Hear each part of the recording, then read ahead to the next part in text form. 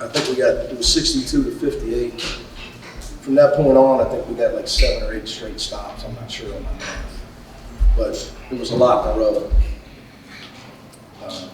So we were finally able to get some consecutive stops to where we could actually get the lead. Guys did a good job with their late game defense. We had fouls to give, so we were trying to be aggressive. This is where we forced some key turnovers late in the game. Yes. So it was Chris, Jaime, and Tiger, and those guys getting up, really trying to be aggressive. Try to pressure them so they couldn't down us inside. And obviously, trying to get Nico as much as you can try to. Alex, you got him? These guys are getting mad up here. As much as we can try to get the ball, make Nico work, we have to get it, work to bring it up, because he had it going right. He was due. He's a great young player, and he had been struggling. So he was due to have a shot-making game, which he did. So whenever you can shoot 33% and beat a team that's like 14th in the Ken Palm or whatever, 15th in the Ken Palm, it's because we took care of the ball. Like in the second half, I think we might only have one turnover. We either had 6 or 7 at half. We ended with 8. So we got obviously the key for us was the foul line. The way that we're defending us, we had to just keep trying to attack. What does it say about Tiger that he's 0 for 10 and has the fortitude to take that shot with confidence? Yeah, I think he thinks I'm nuts, which he would be correct. I think I've been certified a while ago. It's crazy, but I'm yelling at him to attack together. Use his speed, and I didn't want a jump shot. We had been in the bonus the last 10 minutes. The game was being officiated a certain way. You got to attack. The last thing I wanted there was another kick-out shot. Obviously, we weren't lighting it up from the perimeter. And we were getting everything going at the rim and getting to the free throw line. You also got a better chance to rebound it if you attack. But like Tiger needs like a couple of days off. God bless him. The guy's extremely tired. They sit there and say, well, other guys are freshmen, but they didn't sit out last year. He didn't just sit out. He tore his ACL. So he didn't start light jogging until June. Dummy stuff in August, and live play around October 1st. So he's been through a lot this year. For me to have to put him, it's just the situation that we were in. It's obviously great for his development. We got to get him rested up for next Saturday. Coach, not just at the end of the game, but in the first half, you guys hit some big free throws. Sorry about that. How huge was that when you guys weren't able to make field goals? Well, most of them, I'd say the ones I'm most proud of is Cody, because he's worked extremely hard with Mike Lewis on his free throws.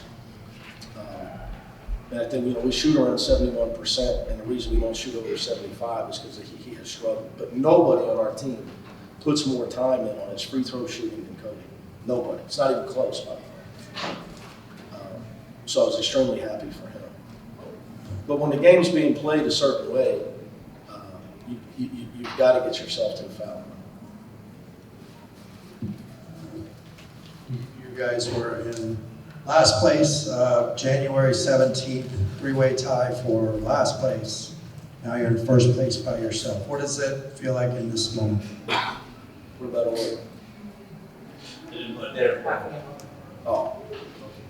Yeah, I look at it like we both got 5 losses, but did Arizona State lose? We've come a long way, obviously. But like I told the guys this afternoon, we were underdog tonight. A lot of people still don't believe in us, and we got to continue to play one-game tournaments. We cannot change our mentality. Coach, what's it say about your team when you shoot 33%, you get out-rebounded, and you still prevail? How do they find a way to win when they're performing? Well, I think that's where we've learned how to find ways to win. We still make some mistakes. Jalen should have just laid it in at the end of the first half instead of dunking it. We still do some things. We don't catch the ball with 2 hands. But I would say late in the game, we played really smart defensively. When we had fouls to give, we turned up the heat defensively, and it caused them to turn the ball over. We also made the right pass. I think we've really, an area where we've really improved on is, you can call it unselfish play, but you still got to make the right pass. We try to make the right play now, even when we make a mistake. 95% of the time, everybody with the ball is trying to make the right play, which sometimes is attacking. That's what we want you to do in space. Like, we got Chris Smith or Jaime on the attack. You guys trying to make the right play. But I think we've just played a lot smarter, to be honest with you. I think a lot of people talk about playing hard. It's not enough. We really, really didn't play smart for a couple of months. And then what happens is it deflates your energy. When you play defense and then somebody doesn't do something smart, then you give up a three.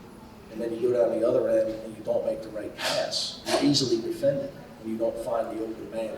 Like now, when we get a switch in a mismatch, on pick and roll, we get a guard, or we bury the guard and we try to get the big man the ball. If they overhelp, we can shoot it in. So we've learned how to play a lot smarter. And that's just, a very young team. Did you think this year they'd come around playing smarter like they have? Oh, there was days that I didn't know if I'd make it through the year, physically. So for me to say, oh yeah, dude, you can kid me. I was just hoping in December I could make it to January, and I was hoping I could make it to February and stay upright. You talked about being able to play aggressively at the end because you had fouls to give. How important was it to play without fouling, and how much of an emphasis has that been? It's huge for my before teams. If you were looking at my Cincinnati teams, we got really good over the last however many years. We were top 20 in the country in fewest fouls. And people would talk about you, how tough you are because you're not easily scored upon. But just being tough and fouling, the easiest shots to make are layups and free throws, and our guys know that. The difference in the game, the first half, they made they still killed us in points in the paint, but they're playing big. Zeke's a monster.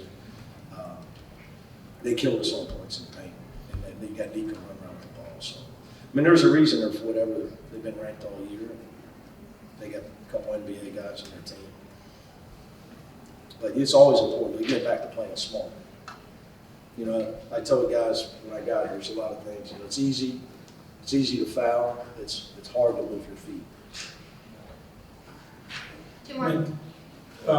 When did you feel that everything kind of started to come together and you realized, That's the $1 million question that I don't have an answer to.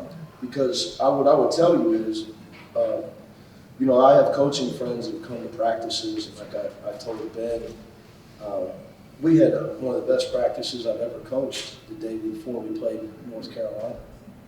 As far as their effort, their focus, it just wasn't manifesting itself in the games.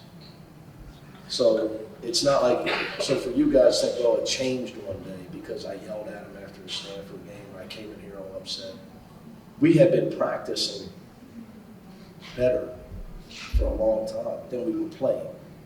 So you just got to stay with it.